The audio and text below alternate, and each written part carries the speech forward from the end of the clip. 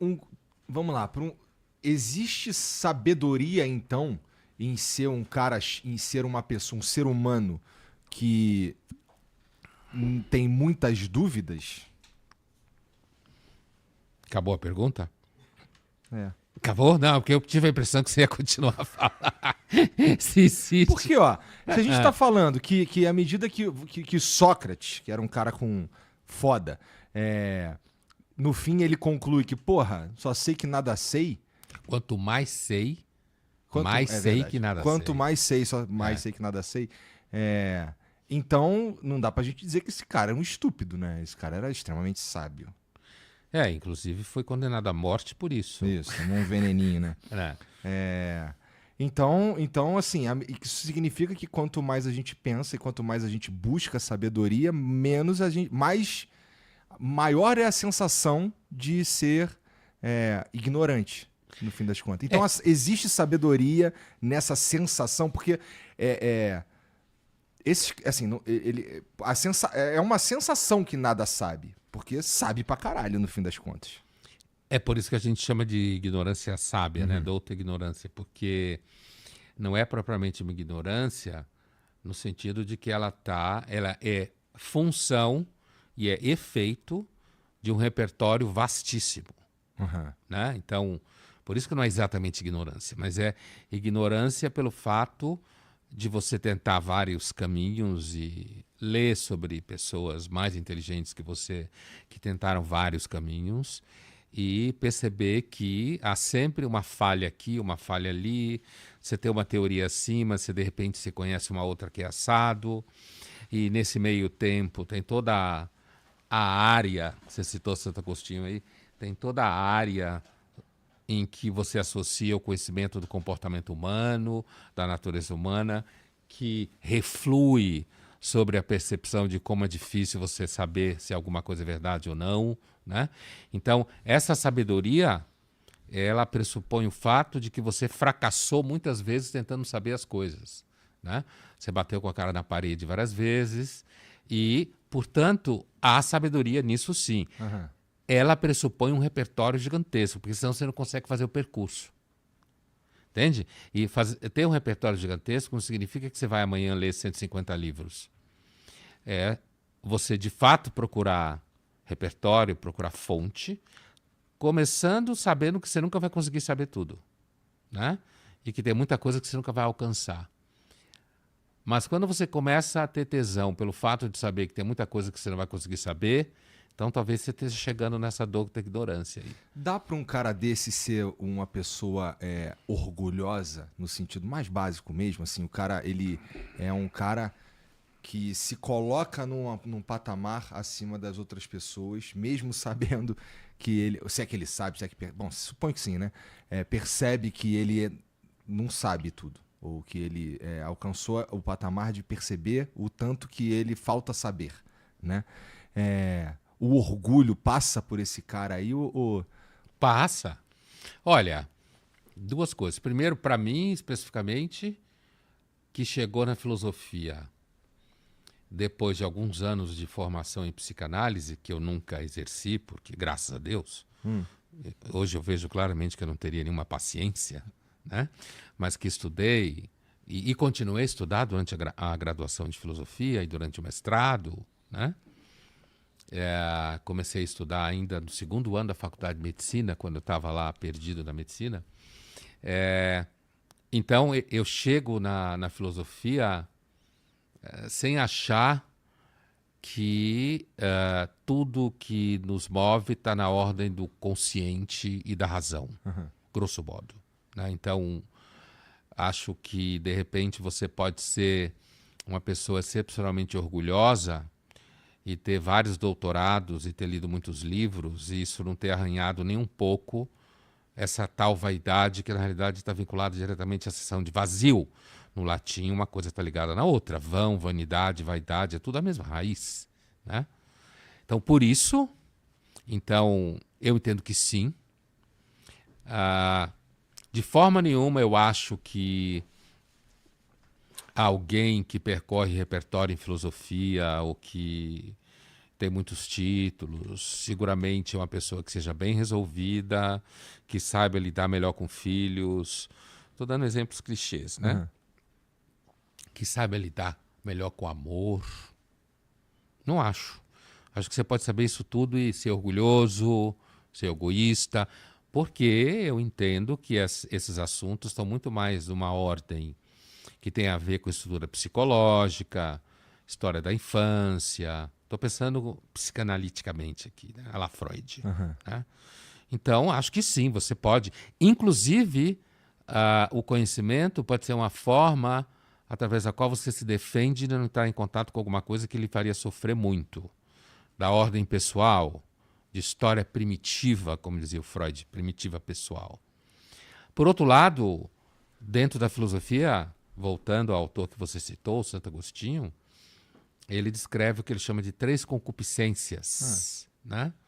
Melhor tradução para concupiscência do latim talvez seja cobiça. Tá. Ser atraído desmesuradamente por alguma coisa. Ele fala que tem 3 tipos. Tem a da carne, que normalmente se associa a sexo, né? Quando você perde a cabeça por desejo sexual. O Santo Agostinho curtiu por um tempo também, né? O desejo sexual?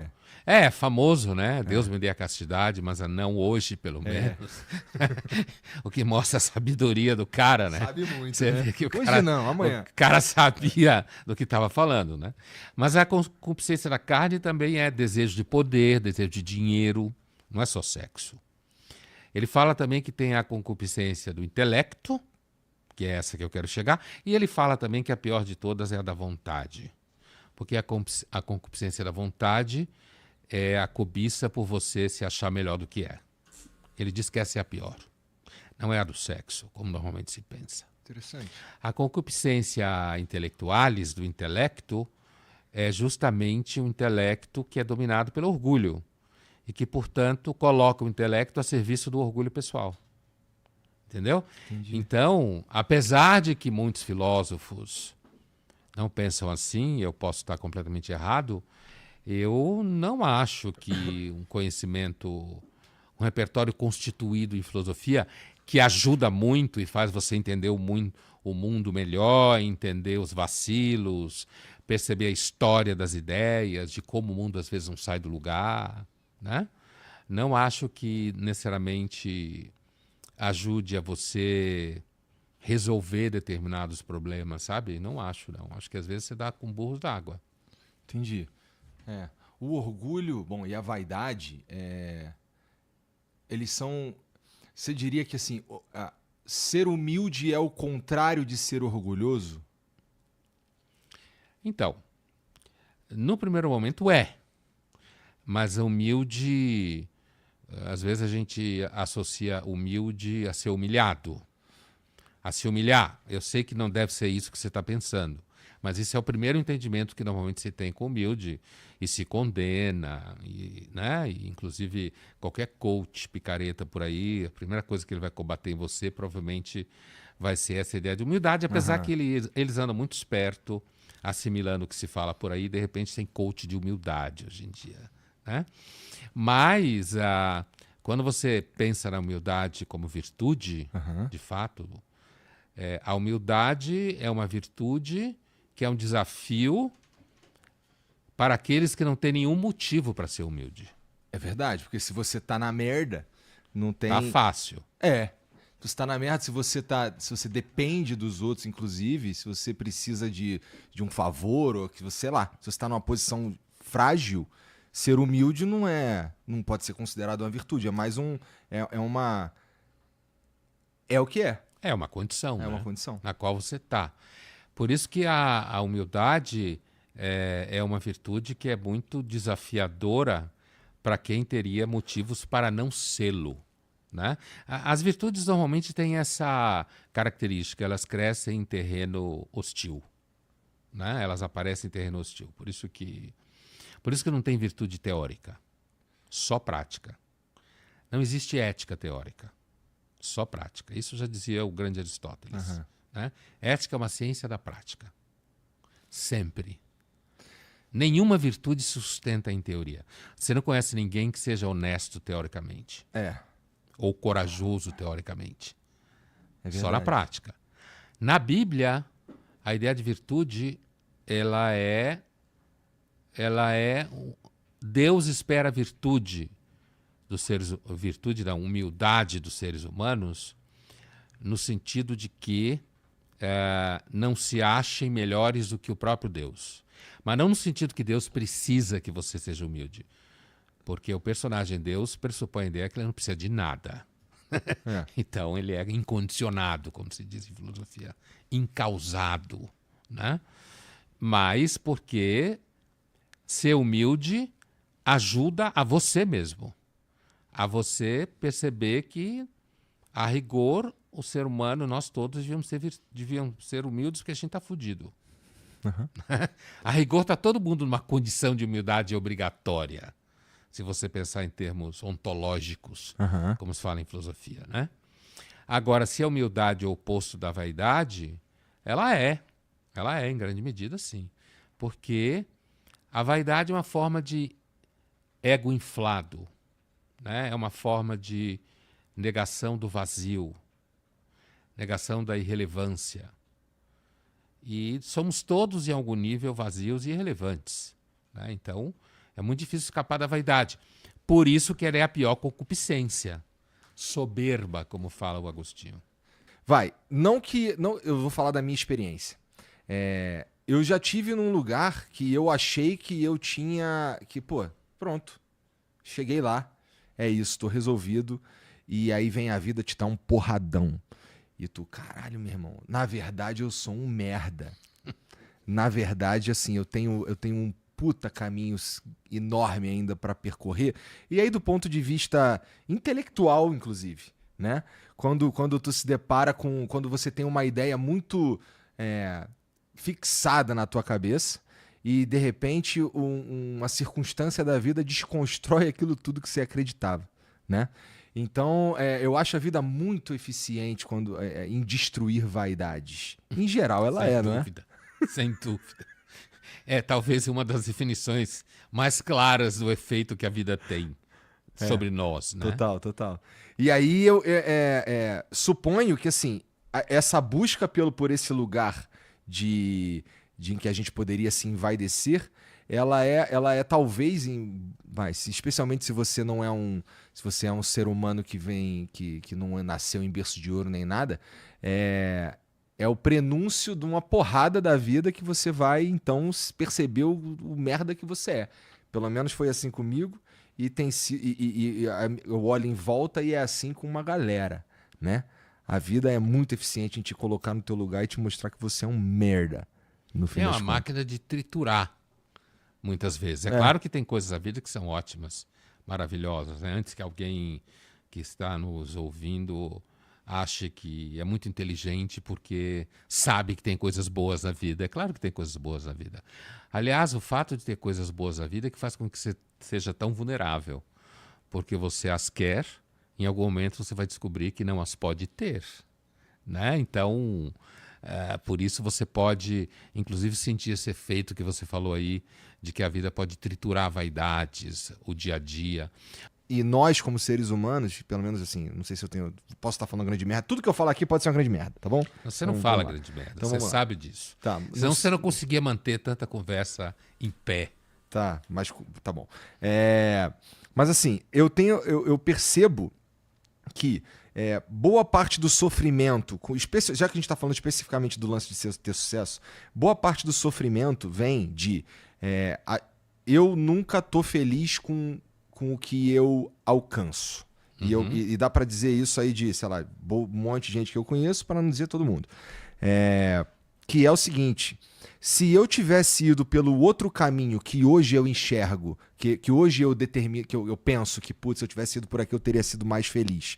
Se eu tivesse ido por ali, eu ia pensar que o caminho que eu segui seria o caminho que de fato me faria feliz. Então, no fim, eu nunca vou estar pleno, sabe? Não vai Porque mesmo. o outro caminho sempre vai parecer mais interessante, independente do caminho que eu tomar. Ninguém é pleno. Nunca. E quem diz que é mentiroso. Ou tá doente, né?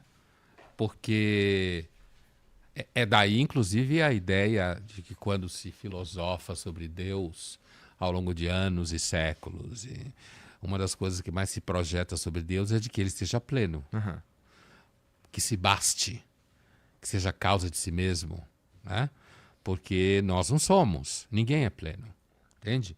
Se você entender qual é o princípio, qual é a lógica, o tal do logos que falavam os gregos, se você, no caso dos religiosos, se você conseguir fazer aquilo que Deus quer, né, no final vai dar certo, se não deu certo ainda é porque não acabou, sabe?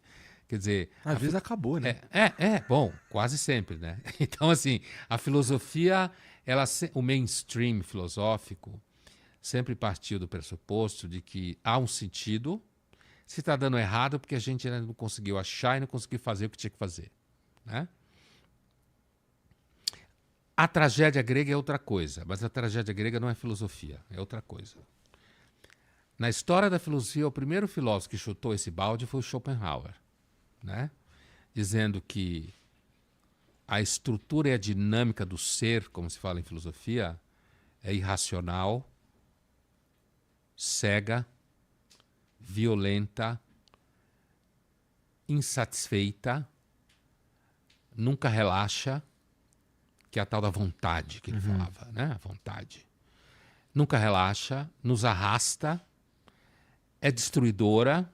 Inclusive, muita gente acha que a filosofia do Schopenhauer casa com o darwinismo original, com aquela ideia da violência da natureza e tudo mais. E, portanto, o Schopenhauer, ele é o primeiro filósofo que pressupõe, na filosofia, que o ser é mau. Tá. Entende? O ser, a ordem é má, cruel, irracível, cega. Não é nem que ela é intencionalmente assim, mas ela é assim enquanto dinâmica inconsciente. Ela funciona assim. E a gente é submetido a isso o tempo inteiro. Então a gente nunca vai ficar satisfeito. Porque a vontade, essa tal vontade que o Schopenhauer fala, nunca fica satisfeita. Agora, quando você passa isso, é claro que tem gente que critica, dizendo que isso só funciona no capitalismo, né? Porque o capitalismo funciona se você não ficar satisfeito. É. Né? Se o capitalismo tivesse continuado a oferecer aquilo que a gente necessita, ele tinha quebrado, né? Mas a verdade é que eu não acho que foi o capitalismo que criou o caráter insatisfeito do desejo. Eu acho que o Schopenhauer que tem razão. O Freud, por exemplo, é muito influenciado por essa ideia. Isso para o Freud, na versão brasileira via França, chama-se pulsão, né? As últimas traduções do alemão para o português voltou-se a usar a palavra instinto. Tá. Né? Isso é uma discussão de tradução, conceito, não interessa aqui para nós. Mas assim, o Freud vai usar muito essa ideia de que na realidade a gente é movido por instintos que nos levam ao sexo, ao gosto, e instintos que no final vencem, que nos levam àquele estado anterior à vida, que é o inorgânico, portanto, a morte. Então a gente é autodestrutivo. E a maior sacanagem que o Freud fez foi dizer que a moral se alimenta desse. Certo? Tal do superego. Ele goza nos proibindo de fazer aquilo que a gente mais quer. Por isso que quanto mais um desejo é proibido, mais forte ele fica. Eu só fico triste porque às vezes eu tenho a sensação que precisa ser um pouco mais velho para perceber isso, sabe? Um monte de... vejo jovens que caem nessa mentira, que tem gente que é absolutamente feliz com o que tem ou com o que aparenta ter e que tá ali mostrando no Isso é muito pro comum digital. hoje, né? Olha, eu acho que é uma das Igor, coisas mais comuns que tem. perguntar. Eu já vi muita pergunta do tipo, o que você fez para chegar onde você chegou? Qual foi... Não se fala fórmula, que é muito obsceno, mas assim, como que você conseguiu, sabe? Qual coach que te preparou? Então, hoje alguém perguntaria isso. E isso, eu acho isso tão ingênuo como quando alguém pergunta para você qual é o livro que mais te marcou na vida. Que é uma pergunta de quem lê pouco. Porque quando você lê muito, não tem um livro que mais te marcou na vida. São muitos livros, muitos autores. Entendeu? Então não tem um só. Uhum. Essa é uma pergunta que, se a pessoa estiver querendo passar a ideia de que ela é uma pessoa que lê, ela nunca deve fazer. Porque claramente não lê. Ela não lê. Senão ela ia saber que não existe. Qual foi o livro que mais marcou na sua vida? Então, o que você fez na sua vida para chegar até onde você chegou? Eu lembro de algumas coisas que eu fiz, mas... Porra, eu basicamente vivi. Quando eu fiz concurso para entrar na universidade, né, para dar aula, eu lembro que tinha uma banca, né? E você faz um memorial, né? Que é um pouco a sua história de vida, de estudo, bibliográfica, até chegar ali, né? E eu lembro que uma das professoras, ela fez uma crítica ao meu memorial, porque eu falava muito dos autores que eu li, eu agradecia a muitas pessoas que eu fui encontrando ao longo da vida no sentido profissional, né? E ela falou que faltava no meu memorial eu reconhecer as minhas próprias virtudes e qualidades. Eu lembro muito bem dessa cena porque eu comecei a rir. Que foi Depois eu percebi que eu não devia rir, né? E eu falei para ela o seguinte: olha, professora, sem falar o nome dela, é claro, olha, professora, eu talvez seja uma das pessoas que a senhora conhece que tem mais absoluta consciência das virtudes necessárias para chegar onde eu cheguei. Eu me referi à disciplina, né? Disciplina de estudo e leitura. Eu tenho completa consciência de que eu fui disciplinado e sou disciplinado e leio e passo horas lendo e gosto disso. É justamente por isso que eu sei que eu dei sorte. Entendeu? Porque não basta. Você pode muito bem ser disciplinado, ser estudioso. Eu não estou dizendo que não precisa, estou dizendo que não basta. São duas coisas diferentes. Você depende muito de pessoas que você encontra em determinadas situações, que te abre porta, que confia no seu trabalho, que lhe dá uma oportunidade. Senão você não chega em lugar nenhum.